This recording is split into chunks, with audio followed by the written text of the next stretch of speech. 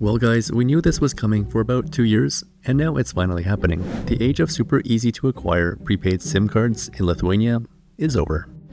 When I first arrived in the country, I was actually quite shocked and surprised with just how easy it was to have a local phone number and cheap data. And I suppose it's good for some people, but it does create a problem as well. Let me explain the problem as well as the new changes right after the intro. If you're looking for a tech job in Vilnius, check out today's sponsor, Sigli. There's more info at the end of this video. So it used to be that you could go to any little kiosk or supermarket and pick up a SIM card for a couple of euros. You could just open up the package, pop in the SIM card, and get started right away. I think maybe you might have had to respond to an SMS message to activate it, but I can't remember now. Whatever it was rather simple and easy. But while I'm sure the price won't be too different in 2025, the process of getting a SIM card will be just a little bit more of a hassle.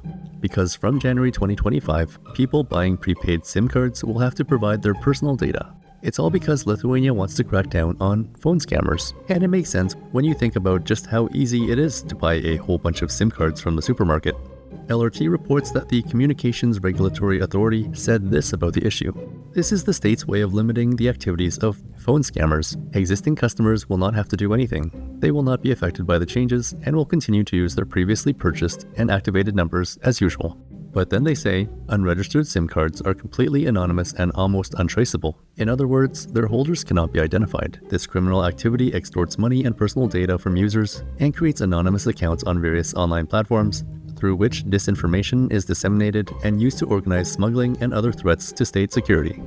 And so, new customers will have to register from 2025 and onwards. If you're a local, you will be able to register online and confirm your identity via your internet bank login, as well as mobile ID or smart ID apps, or by taking a photo of your ID and taking a selfie. But for international customers, which I'm guessing will be more of the audience interested in this particular video, you will need to provide some form of identity document. And I mean, it's a process that most international travelers who have been to other parts of the world will be familiar with. You go into a mobile store, and then you have to get an employee to check your ID.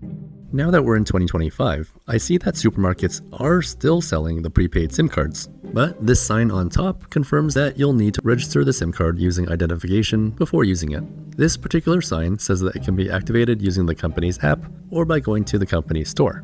So yeah, while this way of doing things is quite standard for many countries already, it's definitely a notable change for Lithuania, particularly for foreigners. I think with all my travels, my experience of getting a SIM card in India was the worst experience because there was some kind of lengthy waiting period, which I think was like a few hours or something.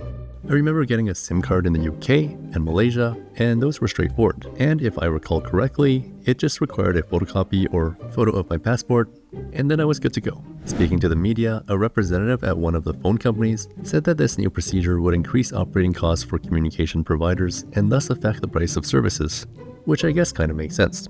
It's a less convenient process, and people might just opt to pay a little more for the convenience of their global data eSIM cards, or pay the higher roaming fees. But yeah, in general, I can imagine that sticking to a global eSIM will be preferred for some people, even if getting a local SIM card is cheaper. I would say that if you're staying in Lithuania for more than a week, definitely go through the hassle of registering a local SIM card because it's just so much cheaper. Unfortunately, I haven't tried going through the process myself, so I can't provide you with specifics on how that will go. But again, I imagine it's similar to other countries where they just check your passport or something. Sometimes I respond to comments from people asking questions, but I often dislike providing very specific information or doing tech support. But if you do have questions about this topic, you can leave a comment anyways, and maybe one of the many local Lithuanians that watch this channel will know enough to help you out. And this video is brought to you by Sigli. Sigli is on the hunt for talented IT and marketing experts to join their team, especially here in Lithuania. Sigli is a digital development services company with its office located in Vilnius. They're on the hunt for more people to work in sales and project management, and if you know another European language, that's even better. Check out sigli.com to learn more about their career opportunities. As always, thank you so much for watching, and I'll see you next time.